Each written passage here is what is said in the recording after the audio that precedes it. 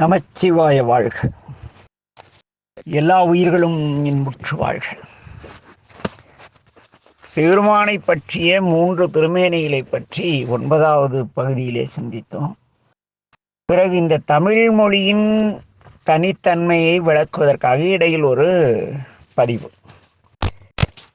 தலைவனை பற்றி தெரிந்து கொள்வதற்கு முன்பாக அந்த தலைவனின் தன்மை பற்றி தெரிந்து கொள்வதற்கு முன்பாக நாம் யார், இந்த உலகம் என்ன, இறைவன் யார், இப்படி நிறைய கேள்விகள் இருக்கிறது. இந்த உடலில் இருக்கும் இந்த சொக்கர் இந்த உடலில் இருக்கும்போது சொக்கராக இருக்கிறார். அடுத்து என்ன பிறவி வருமோ யாருக்கு தெரியும் இல்லையா? ஏனெனில் இந்த பிறவியை அவ்வளவு எளிதில் கடந்து விட முடியாது.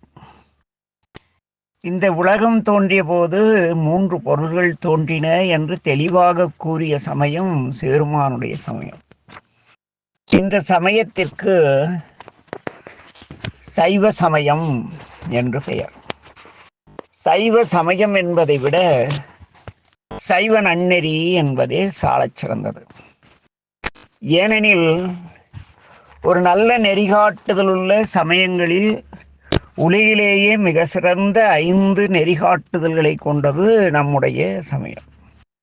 அதை பற்றி அந்த 5 கடமைகள், சைவ 5 கடமைகளை பற்றி முன் பதிவுகளிலே சிந்திப்போம். ஆக இங்கு விரித்துரைக்க இயலாது.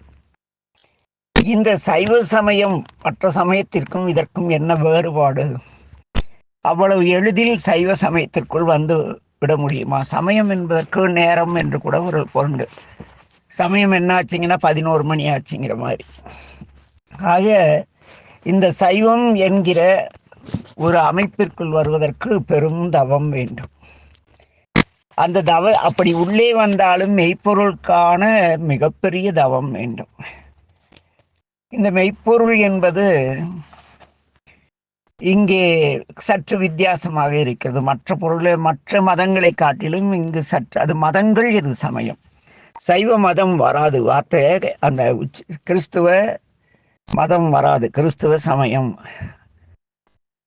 கிறிஸ்துவின் கருத்துக்களை தெரிந்து கொள்ளக்கூடிய நேரம் கிறிஸ்துவ சமயம். அப்படி அதுபோல இங்க சைவ சமயத்தை பற்றிய கருத்துக்களை தெரிந்து கொள்ள வேண்டியது சைவருடைய கடமை.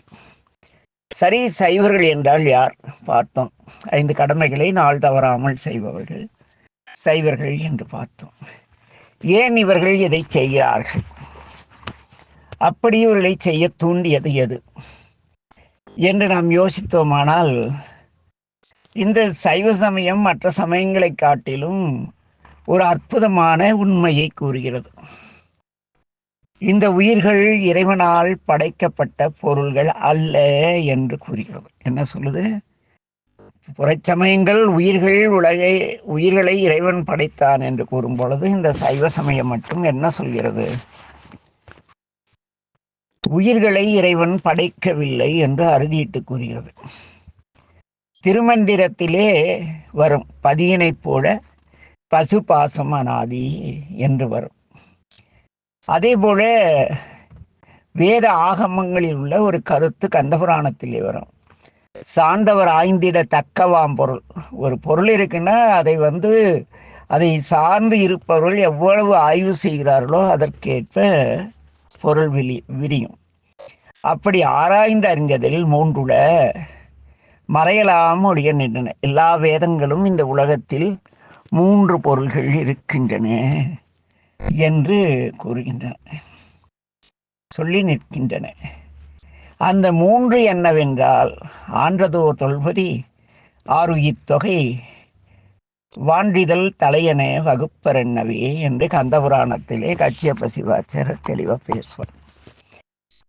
ஆக இங்கு பதி, பசு, பாசம், இந்த முப்பொருளை சார்ந்து இது எவ்வாறு இந்த 3ம் ஒன்றாக தோன்றியது, இது எவ்வாறு ஒன்றுக்கொன்று தொடர்புடையது என்பதை பற்றி சிந்தித்து தெளிவான விடை கூறக்கூடியது இந்த சைவ சமயம்.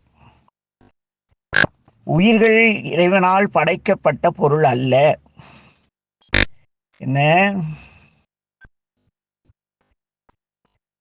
இதுதான் நமது சைவ சமயத்தின் அடிப்படையான உண்மை. இந்த ஆன்மா தோன்றிய பொழுது ஆணவ இருளில் கட்டுண்டு முழு நேரம் துன்பப்பட்டு கொண்டிருக்கிறது. இதற்கு அறிவே கிடையாது.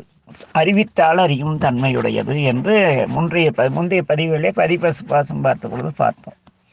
ஆக இங்கே சதா சர்வ காலமும் தன்னுடைய ஆசைகளுக்காகவும் அபிலாசைகளுக்காகவும் ஆணவ இருளில் நுழைந்து கண்ணில்லா குழவி போல கிடக்கின்றன இந்த ஆறுயிர்கள்.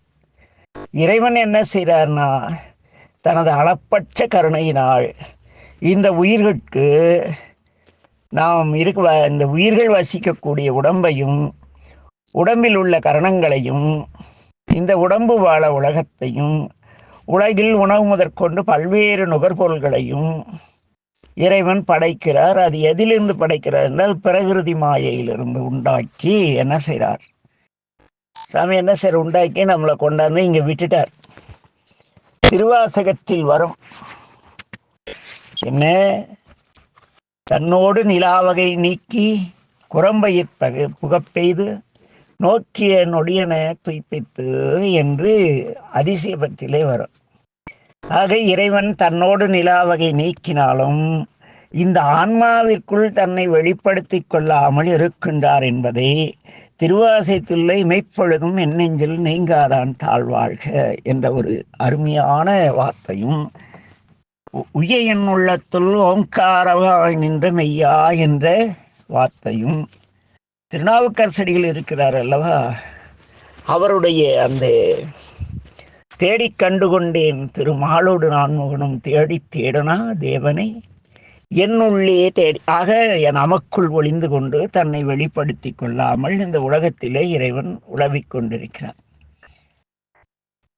ஆக இங்கே என்ன நிகழ்கிறது என்றால், தாய்மானவர் தெளிவாக கூறுவார், காரிட்ட ஆணவ கருவறையில் அறிவற்ற கண்ணிலா குழவியைப் போல் கட்டுண்டு இருந்த எமை வெளியில் விட்டு இந்த உலகத்தில் விட்டு உடம்பெல்லாம் கொடுத்து குரம்பையிற் புகப்பெய்து என்ன செய்கிறார், இங்கே நம்மை அனுப்பிவிட்டார். ஆக இங்கே நாம் பார்க்கும் பொழுது இறைவன் என்று உலானோ அன்றே உயிர்களாகிய நாமும் இருக்கின்றோம்.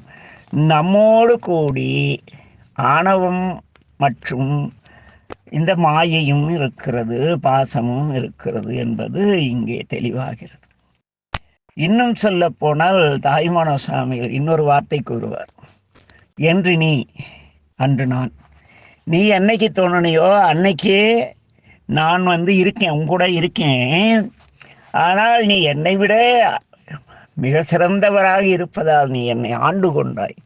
என்ன அத்தன் என்னை ஆண்டு கொள்ளுதுன்னா என்ன, அது பெரிய விளக்கம். என்ன அது என்ன விளக்கம் என்றால், நம்ம ஆணவத்திலே அந்த மாயையில் கடந்த பொழுது நம்மை ஆண்டு கொண்டு இந்த குரம்பை தருகிற உடம்பை தந்து நம்மை வழி நடத்தி நமக்காக உலகம் படைத்து, அப்பப்பா எவ்வளவு பெரிய கருணை. ஆகவே அவர் ஆண்டவர். அவரால் ஆட்கொள்ளப்பட்டால் நான் யாரு, அடிமைகளும் இதில் ஒழுக்கமான அடிமை, அதெல்லாம் வேற அடிமை, அவ்வளோதான். அடிமையில் என்ன ஒழுக்கமான ஒழுக்கம் இல்லாத எல்லாம் அடிமைகள், எஜமான் சொல்கிறதான் செய்கிறோம். ஆக இந்த எந்நாட்டவர்க்கும் இறை என்று விளங்குகின்ற பரம்பொருளை என்ன சிவம் என்று வேதங்களும் ஆகமங்களும் திருமுறைகளும் உலக பொதுமறையும் உலகில் எல்லா மறைகளிலும் இறைவனுக்கு சிவம் அன்பு வடிவானவர், பரிசுத்தமானவர் என்றெல்லாம் அவருக்கு பெயர் உண்டு. சிவம் என்றால் அன்பான, பரிசுத்தமானது, வரம்பில் ஆற்றலுடையது என்று பொருள். என்ன சிவம் என்பது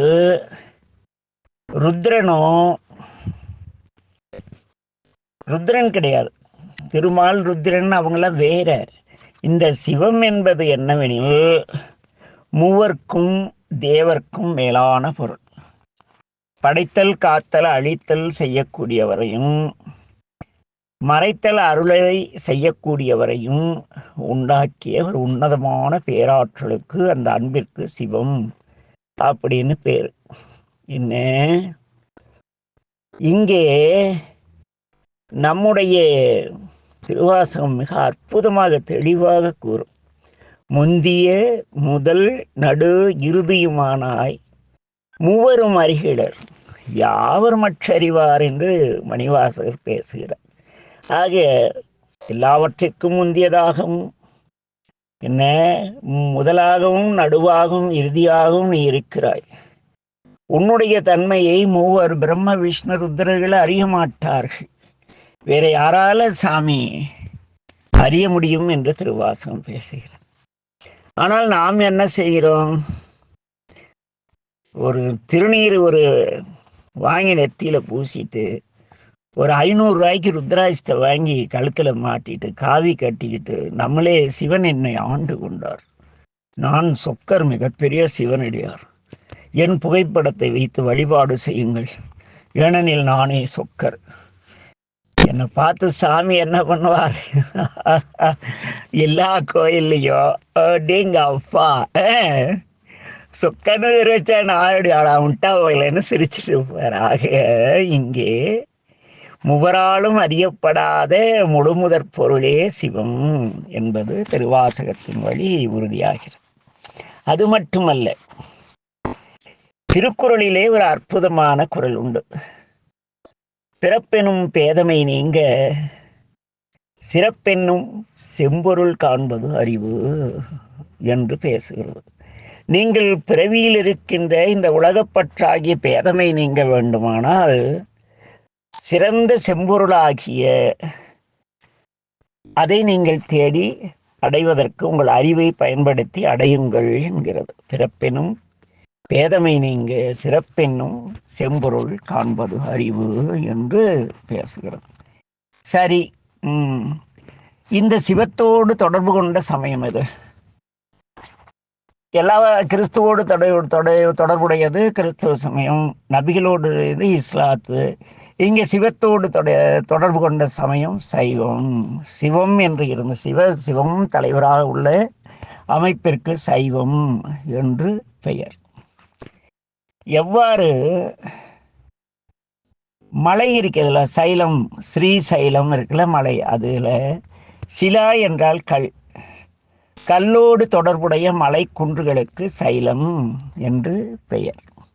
அதே போல திலம் என்றால் எள், இந்த எள்ளிலிருந்து எடுக்கக்கூடியது தைலம். என்ன திலத்தின் தொடர்புடையது தைலம், கல்லின் தொடர்புடையது சைலம்.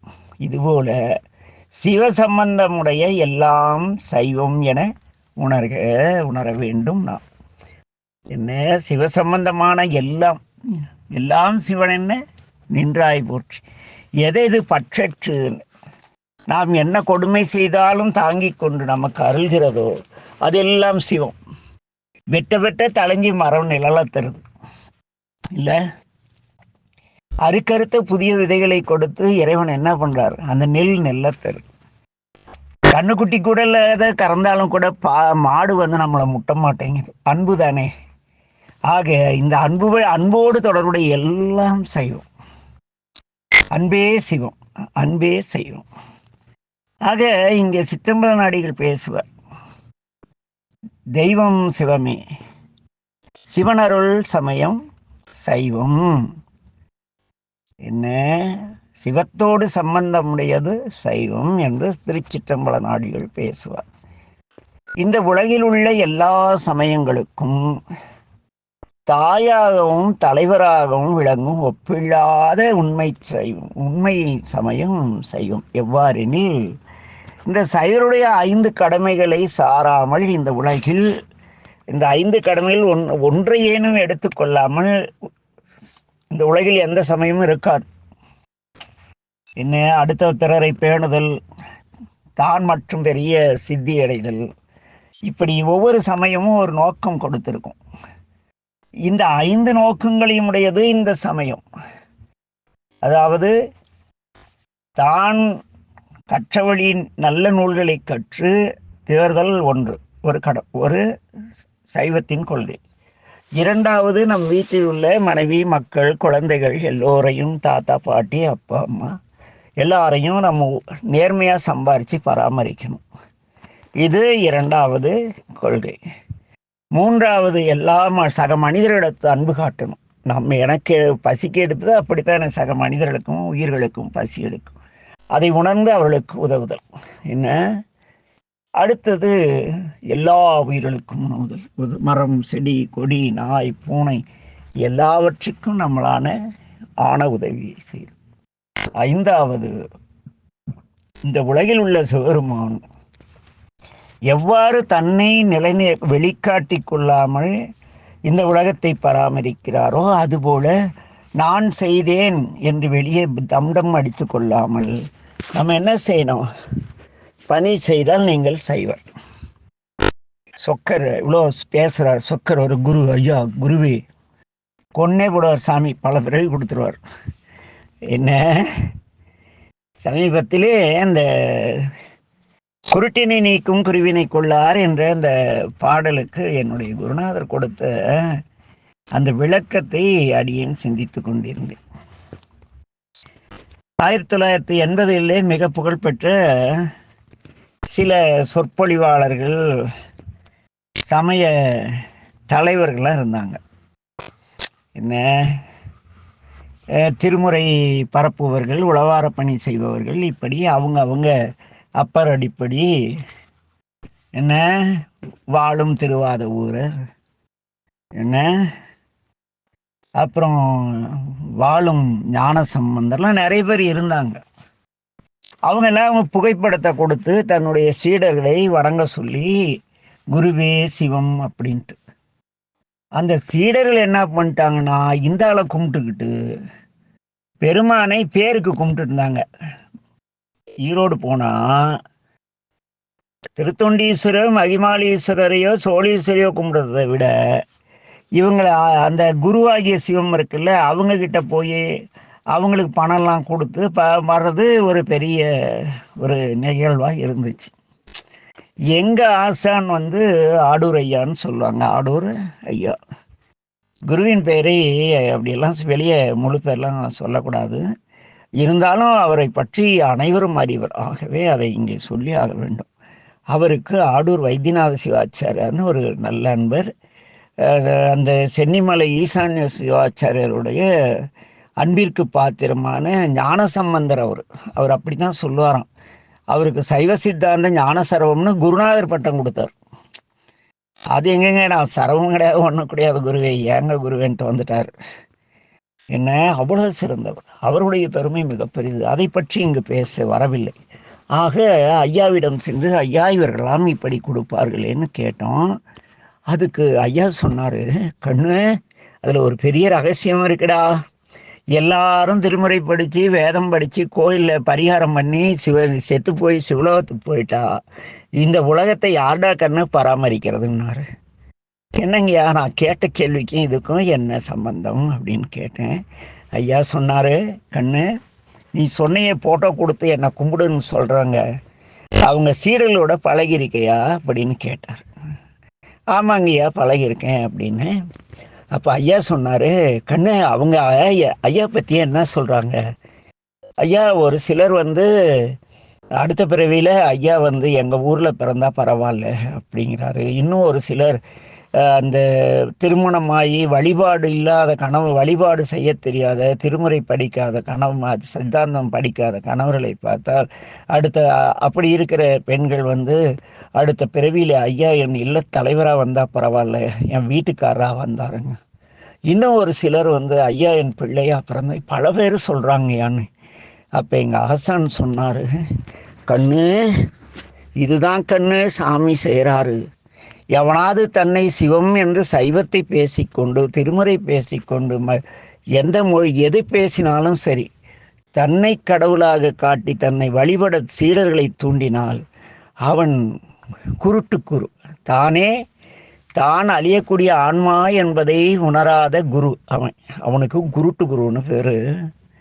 அவங்க பல பிறவிக்கு அவங்க பெரிய புண்ணியம் செய்து மேல் நோக்கி போனால் கூட இந்த சீடருடைய எண்ணங்கள் இருக்கு இல்லையா, அதெல்லாம் அந்த குருவை காலை பிடிச்சிட்டு வந்து பூமியில் விட்டுரும். அவர் பல பிறவிகளில் உணர்வார்கள் கண்ணு. அதுதான் கண்ணு அங்கே ரகசியம். சாமி உனக்கு தன்னையே தந்தாலும் அப்படியே அடக்க ஒடுக்கமாக சத்தம் போடாமல் இருந்துட்டு போயிடும் கண்ணு. ஃபோட்டோ கிட்ட வருங்காலத்தில் நீ பெரிய ஆள் ஆகி எல்லாருக்கும் ஃபோட்டோ கொடுத்து கும்பிடணுன்னு வச்சுக்க. அவ்வளோதான் கண்ணு, பல பிறவிட தங்கம், நீயே முடிவு பண்ணிக்கிட்டார். ஆக இங்கே எதற்காக என்றால் இந்த குரு என்ப அந்த சைவ சமயத்திலே சிவன் மட்டுமே தலைவர், யாரும் சிவமாக முடியாது சித்தாந்த ரீதியாக. அந்த என்ன உலகில் சமயங்களுக்கெல்லாம் தாயாகவும் நாயகமாகவும் விளங்கக்கூடிய அந்த இறைவனுக்குனையா நம்மளை கூறது எவ்வளோ பாவம்ல. அதனால் அந்த என்ன உயர்நிலைக்கு போனாலும் இந்த போட்டோ கொடுத்து கும்பிட்ற வழக்கத்தை விட்டுணுன்னு அந்த அனுபவம் கற்றுக் கொடுத்தது. சரி, அது இருக்கட்டும். இந்த உயிர் ஒரு பிறவி எடுக்கிறதில்லை. புல்லாகி பூடாய், புல்லு அந்த அதை படிச்சுட்டெல்லாம் கம்பீரமாக படிக்கிறோம். புல்லாகி பூடாய் புழுவாய் மரமாகி பல்மிருகமாகி பறவையாய் பாம்பாய் கல்லாய் மனிதராய் தேவராய்.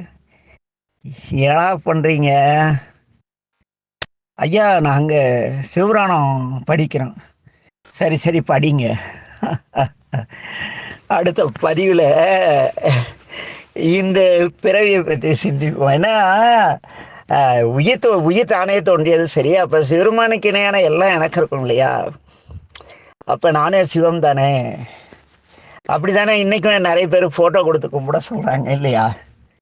நான் ஒரு வீட்டுக்கு போயிருந்தேன், சாமி படத்தையே காணோம். அவங்க குரு ஒருத்தருடைய படத்தை மாட்டி வச்சு, ஐயா இவரை கும்பிட்டா நான் சிவனை அருளை பெற்றுவேங்கிறான். நான் கோயிலுக்கெல்லாம் போதில்லைங்கய்யா, ஐயா போய் கவனிச்சா போதிங்கய்யா, ஐயா மூலம் நான் சிவருமானை தரிச்சிடணும். அப்படியே எங்கள் அப்பா அப்படின்ட்டு வந்துட்டேன். புரியுதா?